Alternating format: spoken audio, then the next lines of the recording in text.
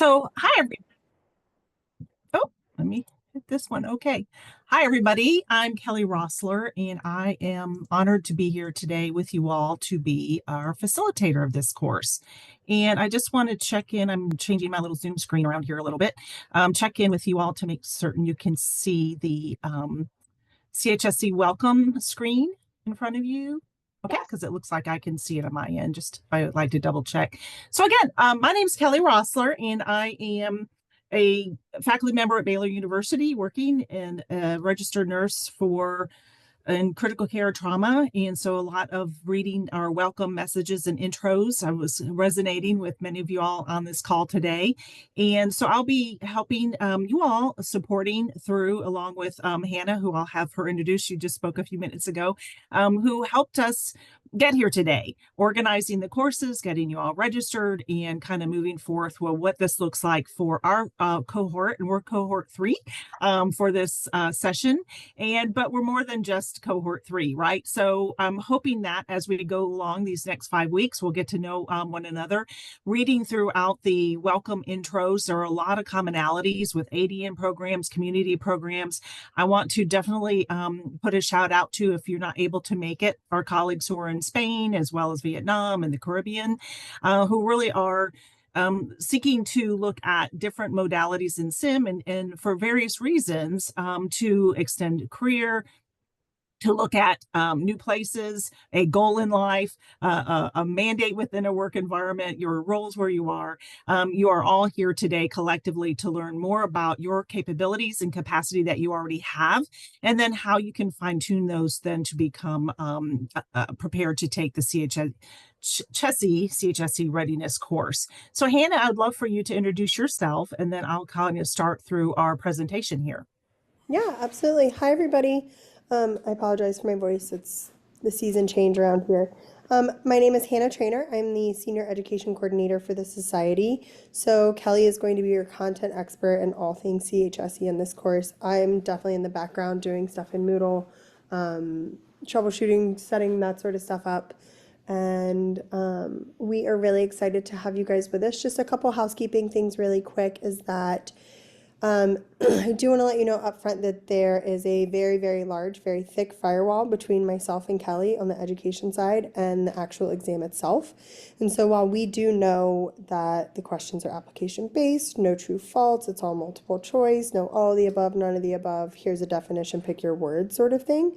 The exact questions on the exam, we have no idea on. So we are working from this course based off the blueprint, and there is also in your course materials the CHSE reference manual. I will preface that the way it is laid out maps back to the 2019 reference manual, but the content and the applications itself that are in the reference manual are still applicable to the updated blueprint. Really all that changed was they took out, I think it was distance simulation, and then they like reorganized some of the percentages and that sort of stuff, but it didn't really change that much from 2019 to 2024.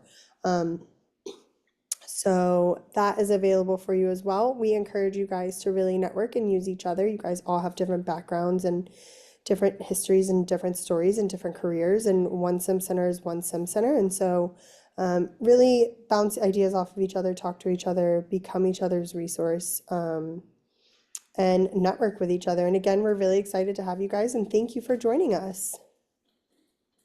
Thank you so much, Hannah. So I'm going to, again, extend a welcome to you all. It's our first course live session that we have. It is asynchronous, meaning that y'all can pop in and pop out to see the recording as well. And I'm just going to kind of follow our slides along just a little bit to get us started. So we have some universality, so to speak, and then we'll go ahead from here.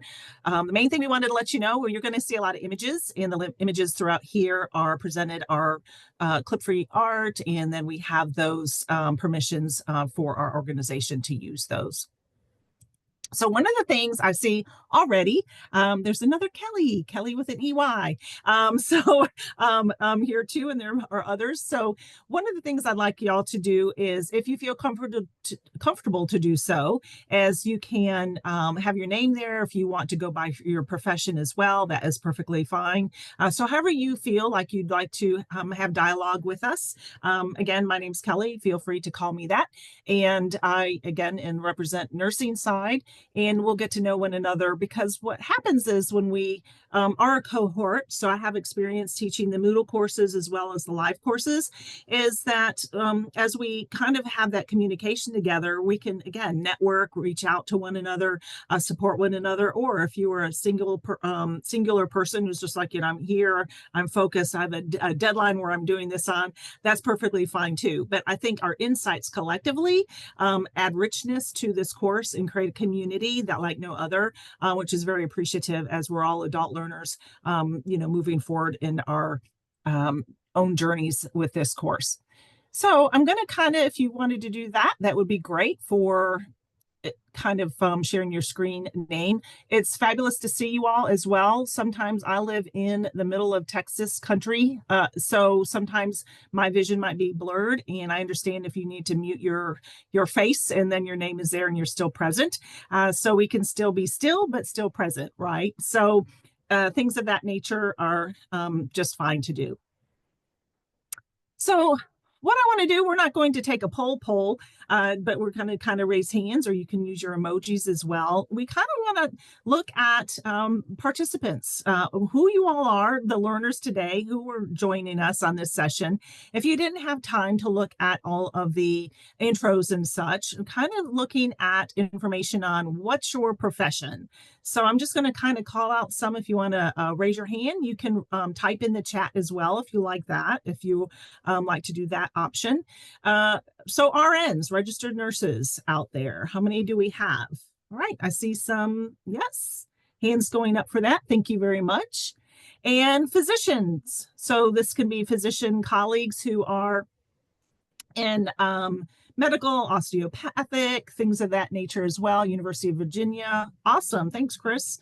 Happy to have you here. So you're going to bring to us a different perspective. And as we go through this course, one of the things that we're going to say over and over again is this is a universal course. Just by the uniqueness of our cohort here, you'll see that we have diverse professionals represented.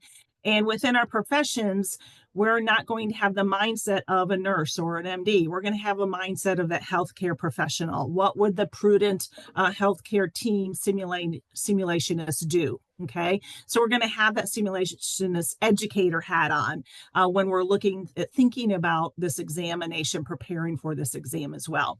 So how about some APRNs or AP physician assistants, advanced practice? I think we had some masters in clinical nurse specialists as well. How about respiratory therapist pals? Okay, fabulous. Pharmacist, PharmDs, EMT paramedic. I know we did have one paramedic at least that I saw in the intros. OT, PT. Okay, how about athletic training? Okay. I do know that I also saw a director or coordinator of a standardized patient program, which is fabulous as well. Okay, any others that would like to introduce themselves that we might be missing and we need to? Kelly, this is Laurencia Nadi. So I don't know how it's showing like a low mark. So, but it's Laurencia Nadi.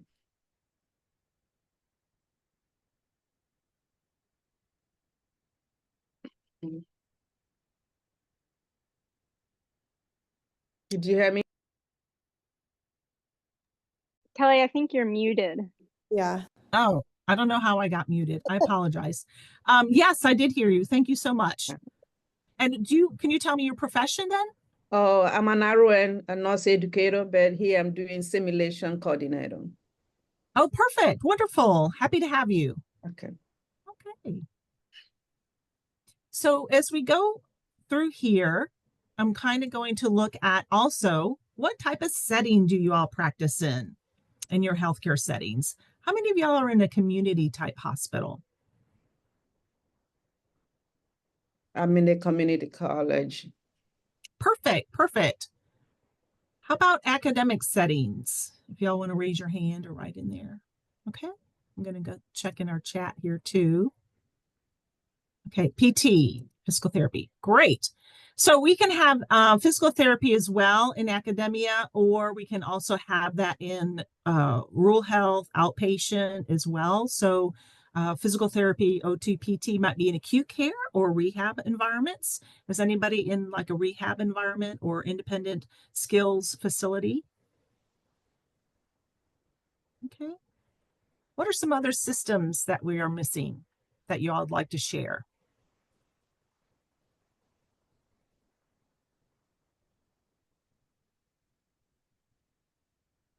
Okay, it looks like we've got almost everybody covered pretty much well in the clinical practice side or the academia side. Thank you so much. All right, the next that we'd like to look at is what's the main environment in which you delivered simulation-based healthcare experiences? So what's your role every day? Where do you head to work? You might have an office, but when you're delivering SBEs or healthcare simulation experiences, what do those look like? Do you all have a simulation center or program or laboratory? Great. I see at least 3 have that. Okay. Wonderful. So Terry, you're also in University of New England. Okay, fabulous. How about in situ? Okay, so you can have that center and you can also go have an in situ type of situation as well. And some of these things in these settings that we're speaking of here, these are great. This is a great start to start learning about simulation settings. As you go through the modules, you're going to be learning about, simulation center. What does that kind of brick and mortar look like? What does in situ look at? And some of the resources that we're going to go over on this website, as well as the Society of Simulation website. In the packet that Hannah also provided you were clues to look at the blueprint that we have. We're going to be looking at that today, as well as the Society for Simulation and Healthcare Dictionary. So a lot of times terminology can be connected and provide a basis for you to look at to make sure, what's the terminology that I use in my center, but educators across the globe, what is that universal definition? And we can glean those definitions from that dictionary. How many of y'all are in a mobile unit where you are either have a healthcare education or training going to and coming back from? Okay. Looks like we might have one. So I have had the opportunity to attend an international conference for APRNs this last year, and this was held in Scotland, so in Aberdeen. And during the conference, the National Health their health system actually has a mobile lab simulation bus that was really well equipped and goes from throughout the countryside to serve and train. And they didn't call it training; they looked at it as experiences. So it's phenomenal.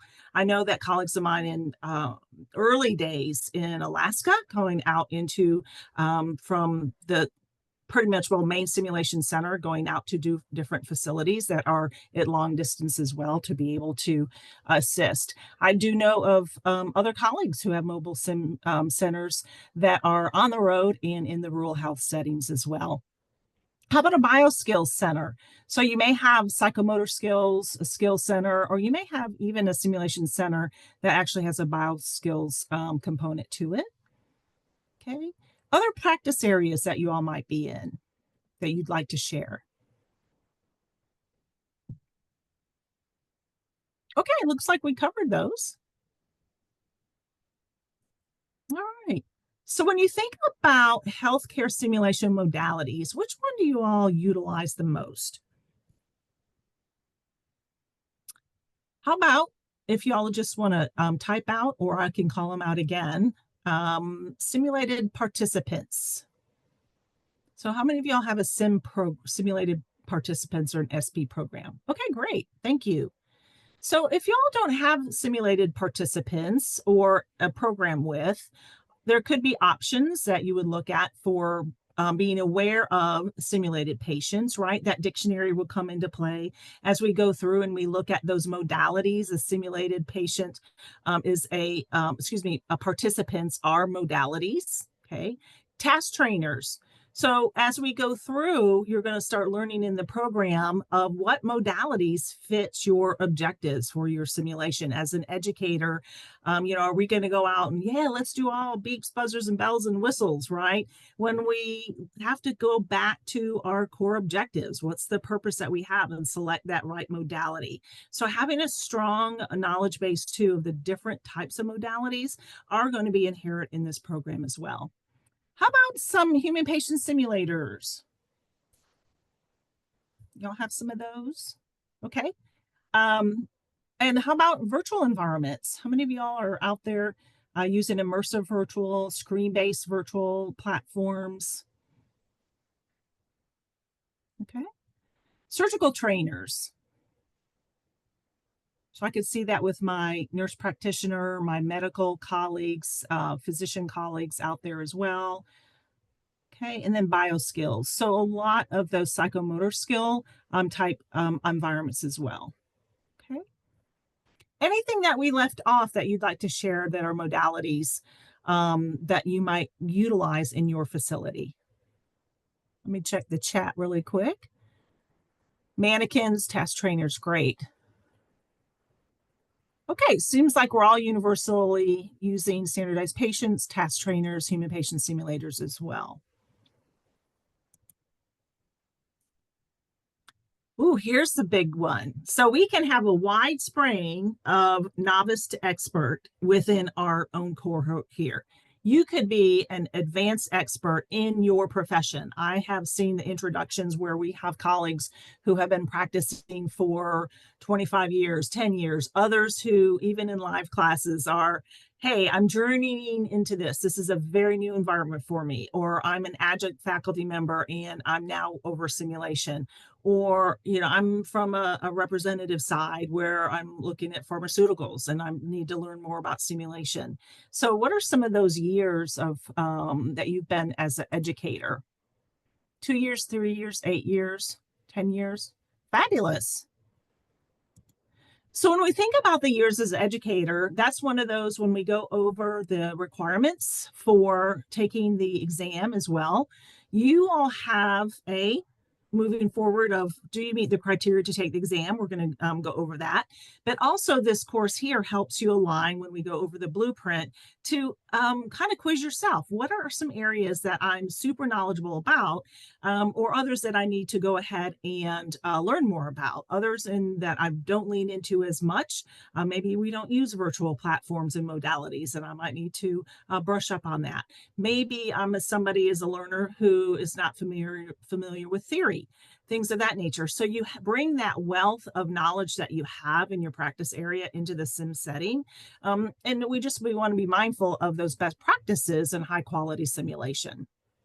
So congratulations on all of y'all who have been in the realm of simulation educators, because I think when I started in really 2006, even before that, as a nurse practicing in a trauma center, we utilized Rescue Ann, we had our BLS and BCLS and mega codes and things of that nature and trainers. And I think in nursing school, I trained on an orange to give medications, right? So how far we've come.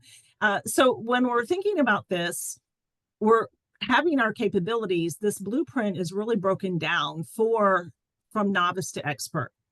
When you think about it here, what are some domain one we're going to go over? Those professional values, the capabilities, and leadership.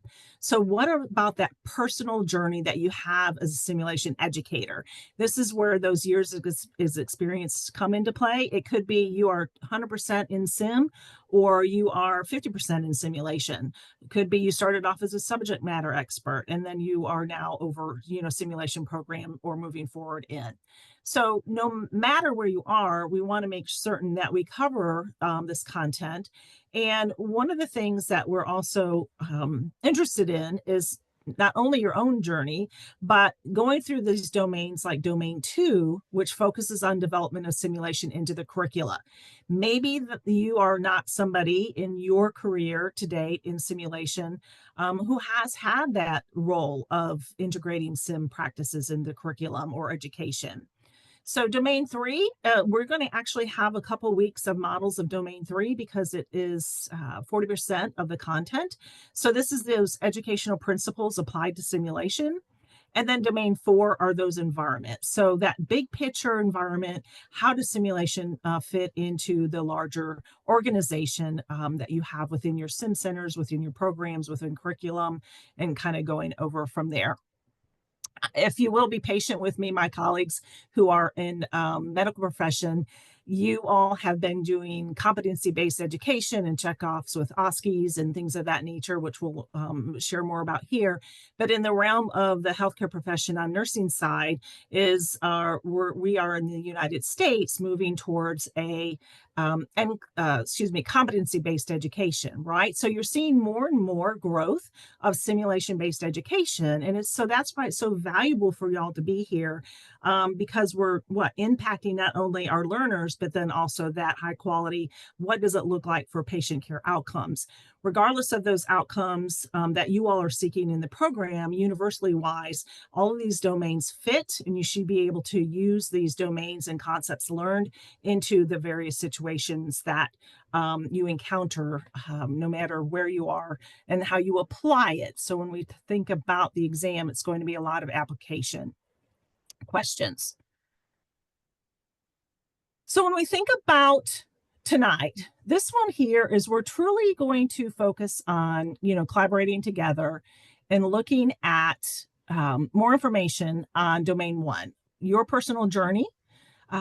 Concepts will be revisited I like to say kind of like Groundhog Day. So sometimes we'll hear the same concepts of a modality or sim education or, human patient simulator, validity, reliability, terminology you're going to learn may be placed in a different context in other areas, in other domains. And just to be mindful that if you have that types of different verbiage that we utilize, how does it fit within that particular domain that we're learning is what is important and valued. So I'm going to stop here just a minute because I'm going to go to just this first page. And I wanted to kind of share with you all or find out from you all specifically if you have checked out the website for Society of Simulation in Healthcare. And I believe I can stop sharing a second and then move over to my screen. So this is the Society for Simulation in Healthcare website. And I know you all probably looked at this to go ahead and find out information about the CHSE blueprint review, the handbook and renewal handbook as well. So you guys will use the renewal handbook after you're certified when that time comes. But this is a wealth of information for you as well. Remember here's the exam prep guide as well as a blueprint information, but right underneath the blueprint information is items that you can print out. If you are not certain where items are, you can pull down the drop boxes for certification and kind of go from there as well. If you have questions or so, then definitely Hannah is here and has sent you that introductory message and contact for her as well as myself via email. So it talks about the eligibility for the certification process. So I will just ask you all to kind of read this over as well. It talks about rationale for the eligibility. And if you haven't seen these are all built into a course as well. But if you're a person who's like, oh, I need that really quick, I forgot my Moodle account number or what have you, you can go to the Society of Simulation site and these resources are there for you as well. Okay. So let me stop share and I'm going to go back. My computer doesn't like me bebopping back and forth, so I apologize.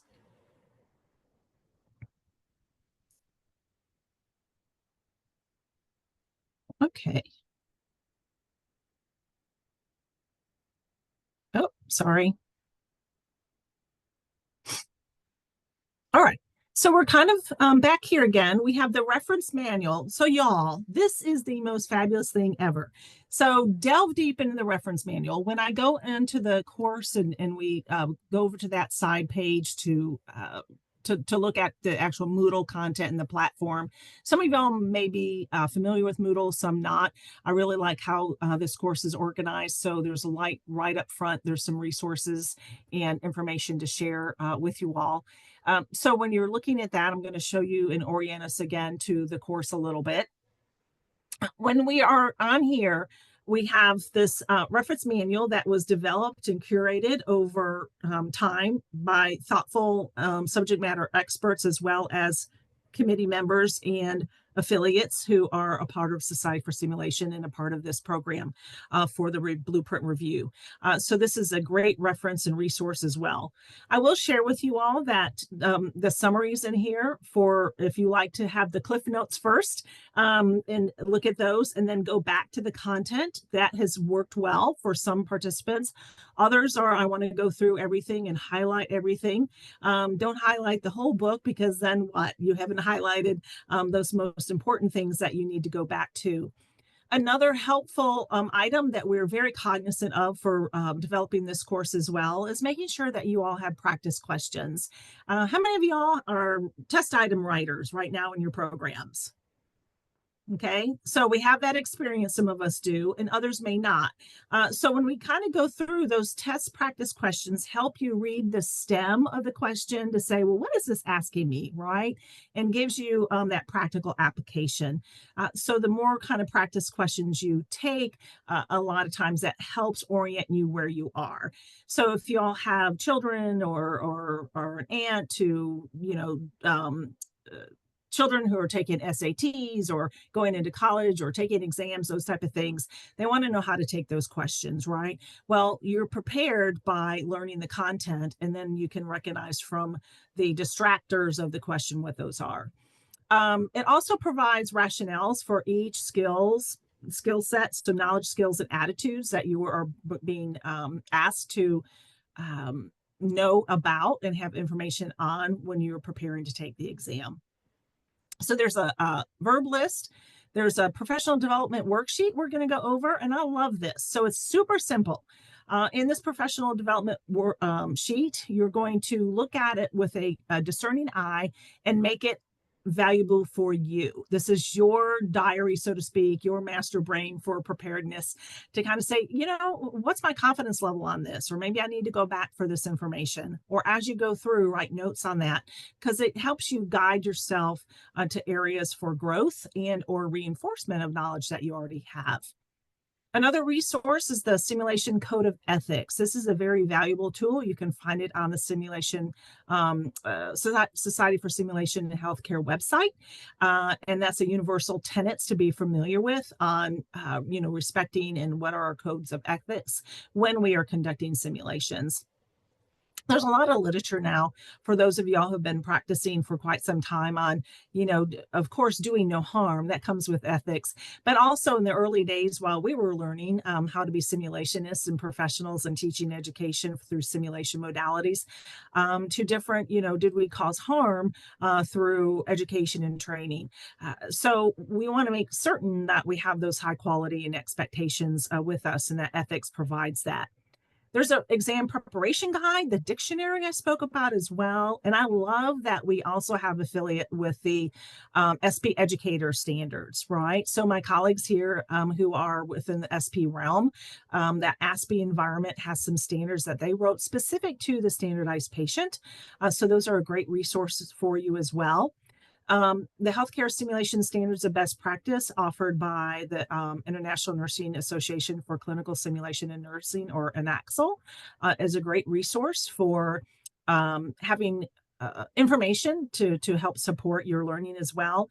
And then the textbook that is defining excellence in simulation programs. So these are the recommended resources that SSH has offered to you all. I'm going to kind of continue here a minute. All right. So when we are looking at our sim programs. I'm just going to kind of take a pause over here. One other thing about this, the domains of the worksheets are really looking at specific content items. So when we go through each content item like today, we're going to focus on domain 1, and we're going to be looking at specifically the application of content related to professional values, capabilities, and leadership. So when we think about this, what is your role as an advocate in cultivating relationships? Your ability to facilitate and be a leader in teamwork. Kind of think about if you have gone through your BLS or BCLS or PALS, or in other country colleagues who have the American Heart Association or provider algorithms to follow, those team dynamic environments. What does that look like for you? How can you collaborate well as a member of a team? What about your aptitude for recognizing legal and ethical principles as they apply to simulation concepts? We also want to make sure that we know what our roles and responsibilities are as a part of a simulation team. So clearly articulate what those roles are, as well as resources. What are credible resources, and identifying as you all are developing your programs, your curriculum, you're using research to guide your practice. What are those credible resources that you're using from the literature or guidebooks as well? I can think of quality and healthcare initiatives. In the United States, it's the Joint Commission, ministries of health. What are those accrediting bodies say, and are they credible resources? So how about your ability to recognize basic elements of research and quality improvement, diversity, equity, and inclusion? So if we're thinking about elements of research, kind of research concepts or design we're going to be looking at. Also, when we're always looking at simulation for years and years, we're always going to be looking at our well-being of our learners, our participants, and our team. So that's kind of that 360 degree view where we maintain that physical and psychological safety component. So our lens is through that patient care safety, always as practitioners, right? But we want to make sure that our learners, and when we're in simulation, that we are mindful of our environment. I always, again, come to think of my CPR and BLS of survey the scene, right? What's our environment like? How do we create this environment for our learners? That's also impacts their well-being. And then also as us, as a member of a team, as we go through the simulationist, what does that look like? We also have team members that's so exciting that you all are looking at the educator's certificate. We have our colleagues that are our sim operations specialists, right? So how do we work as a team with them as well? So when we think about this topics right here, what are some maybe questions that you have that just immediately come to mind when, if you had an opportunity to look at the video, so the lesson, or you've gone through this first module up to this time, do you have some questions right now? I'm just going to pause about these particular professional values, capabilities, and leadership.